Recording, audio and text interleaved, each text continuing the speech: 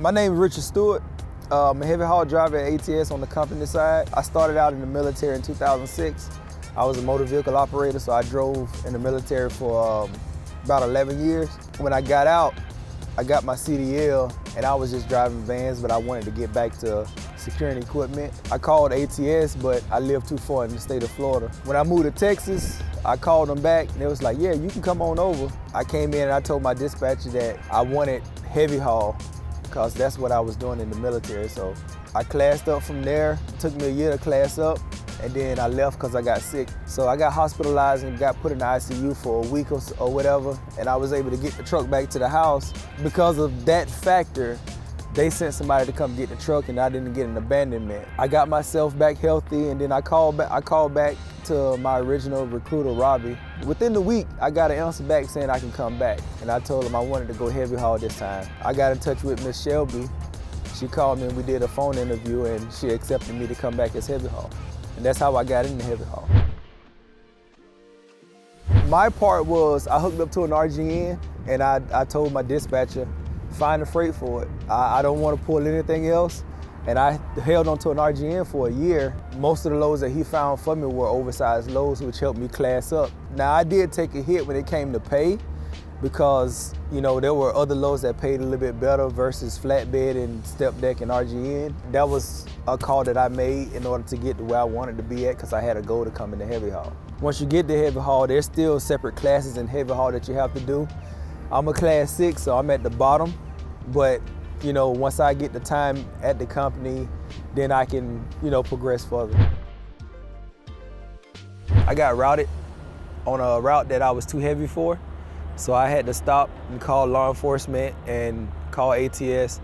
It took about maybe 30 to 40 minutes before everything got worked out, but I was eventually able to continue on the trip. I didn't know I was too heavy on the route until I got to the actual bridge and I saw the sign posted. Law enforcement showed up out there where I was at. They showed up out there. Together with them, while I was on the phone with dispatch, they determined that I was able to continue on with the trip. So I continued on with the trip at that point. Review your permit. And if you see anything on your permit that you don't fully understand, call your dispatcher. Give them the information and let them make the decision. And do it over the Qualcomm. If there's anything that happens, you can't be blamed for it because you have a date and a timestamp of everything when it comes to something like that.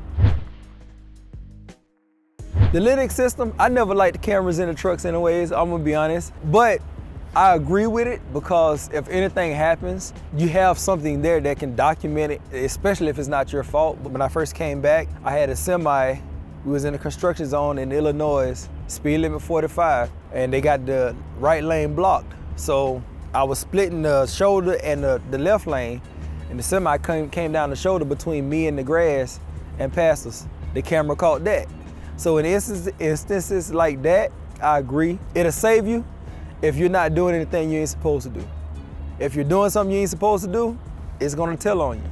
And it's up to you as a driver to do the right thing at all times, regardless if the camera's in the truck or not. The best thing about it is that ATS doesn't look inside the truck. They put a sticker over the camera. If you want to, you can put a sticker over it. As long as you don't block the outward facing camera, you're fine.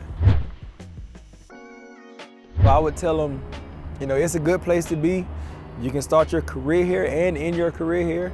You have the opportunity to start here as a company driver, lease and become a business owner. You can do everything here. Like I said, from van to flatbed to step deck to heavy haul, all the way up to 13, 19 axles, you can do it. And it's almost like they're that premier company, like everybody knows ATS. If you say, yeah, I used to work at ATS, it's almost like the other company know, well, we know that's a good driver if he was able to go over there and work over there. I like a lot of stuff here at ATS, to be honest.